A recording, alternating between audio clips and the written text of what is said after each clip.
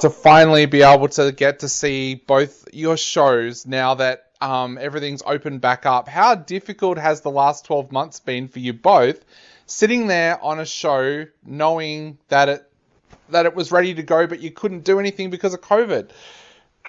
Oh God, yeah, I think probably like everybody else felt, we were so close to going on stage. We were really like late rehearsal kind of period where it got cancelled, and I think probably I'd be right in saying that it took a long time for it to sink in. There was a kind of numbness around it that we kept thinking, oh, it's going to happen. It's only going to be a few weeks, you know, we'll be back. In fact, we're planning on getting back on before the end of the year, and of course the very long lockdown happened, and I think we just hung on, and we really, I think probably everyone in Melbourne, we couldn't see the light at the end of the tunnel. And as things started to open up and we got out there, and I think particularly both of us started to get auditions for TV and film, that's when we realised that we were back on and potentially able to perform live again. And I did my sort of bit of theatre end of last year, December, the first COVID-safe show we did, and that went really well. And that's when I think we both thought, oh, you could be on for the festival this year. And we started to kind of reignite the fire and think, well, do you know what? Let's knuckle down, let's get on with it, and let's just be positive, basically. And then, you know, hopefully things will go ahead. Definitely. And here we are. Sharon, I don't mean to put a dampener on it, but what was it like financially for you guys? Because you both had this show planned for last year's comedy festival, and then it didn't happen. Does that put a strain on you both financially? Well, yeah, kind of. I mean, obviously we did incur costs and we lost money on it, and that was quite harsh. But the festival was really good. They obviously had to refund everybody's deposits and stuff, and the venue were very good with us. So, yeah, although we lost on printing and publicity and lots of other bits and bats, we kind of thought, well, do you know what? We've just got to try and be positive and not worry about that, and let's just try and just get it back out there with a vengeance and try and recoup that back. So I think with that attitude, you know, it's looking good and tickets are selling, so yeah. Definitely. Now, I'm lucky enough to be heading along to check out the show, so tell us a little bit about what we can expect from Don't Trust Me, I'm a Dentist. Okay, so this might be a little bit of repeating from what we talked about last year with you, but Don't Trust Me, I'm a Dentist was a concept born in my head probably 10 years ago.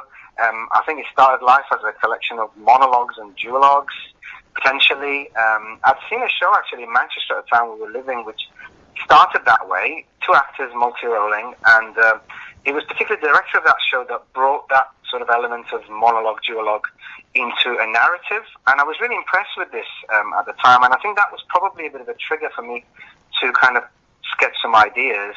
But as me and Sharon formed a partnership in 2014 as a couple, but of course we became writing partners too, we wrote a lot of sketch comedy and performed a lot of sketch comedy, and we're really into this kind of short, sharp, quick style of humor. And we thought, you know what, if we could have a narrative to kind of link this together, to give it that dramatic element as well, because, you know, you want to make people laugh, but I also want to tell them a story. And once we went off and started to write the individual elements of it, and what Sharon did was great. You know, I would sort of give her an idea and say, you know, I had a patient, for example, where I had such a conversation with them, and she would just go off and write it humorously, and it was like, great, so we could use this. So I think using my sort of true stories, which I keep telling people, I think we've got 80-90% of what you will see in the show is actually real, and it did happen for real.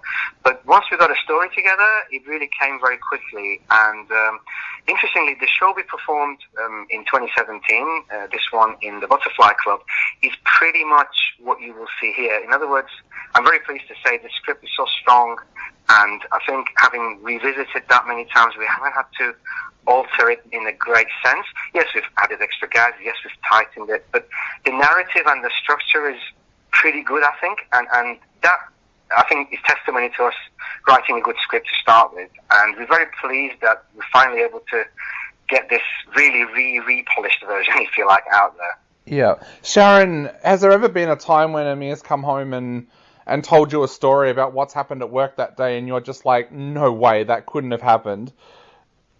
Yeah, I mean, for both of us, we've had so many experiences in all our kind of work environments, and a lot of the time things do cross over, and you do kind of tell these stories to each other, and you just, like you say, you kind of chuckling to yourself, thinking, wow, how can we tell that story without obviously naming and shaming? And I think you've just got to use your creative elements to do that and bring the best of those stories out. And it all feels of our work that we managed to devise material from doing that. Yeah, definitely. And Amir, you've got Roz Hammond on board as director. Tell us a little bit about Roz, how you first met up with her and what you feel she brings to the show. Yeah, Roz, obviously, people who know her, and most people do, she's an amazing all-rounder. I mean, she's a brilliant actor, of course, but she's also a great director, got a very good eye on the comedy. She's very good at this short-style sketch style, which we like, and as you know, her work with Sean McAuliffe, particularly over the years, we just figured she was a very good choice for director. And of course, she came on board what seems like a long time ago now. I approached her back when I was shooting The Heights with her for the ABC in Perth, actually, and I just mentioned to her I was doing a show, and I expected her to just come along and buy a ticket and sit in the audience. And she said, have you got a director? Would you like one? I said, we would love a director, but we haven't really thought about that. And she said, I would love to have a look at it for you. And I said, look, read the script. If you like it, you're quite welcome to either say yay or nay. And she loved the script. I mean, even a couple of days ago, she was praising us on how terrific it was. And that gave us a lot of confidence, for someone like Roz, with all her experience, to say that. And she came on board. What Roz brings to it, I think, is that real sort of quirkiness, and because we've got some very strong characterization going on within our sort of exploration of these stories. And what Roz has been able to do is really pinpoint those individual characters, to define them, and to also just bring the best out of both of us, because most people who've seen me and Sharon think we work very well together, but again, it's very difficult from our perspective to see that. And Roz has been a real breath of fresh air, and I think she's brought so much originality to elements of the show that we've really appreciated her eye on it. Sharon, these shows are about to kick off at the Comedy Festival. How are you feeling? Are you feeling excited about being able to get the show out there, or are you feeling a little bit nervous now that opening night's coming up? No, to be honest, I'm really excited about it.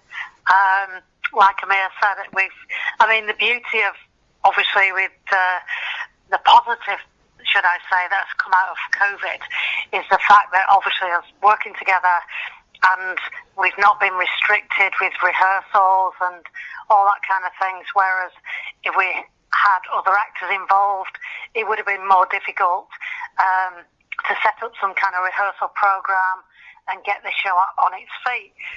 But yeah, now I'm at the point now where we're just like so excited, and yeah, really believing in the piece of work we've done, and hoping, obviously, that everybody else comes away, and they've had a laugh, and just gives us some positive feedback.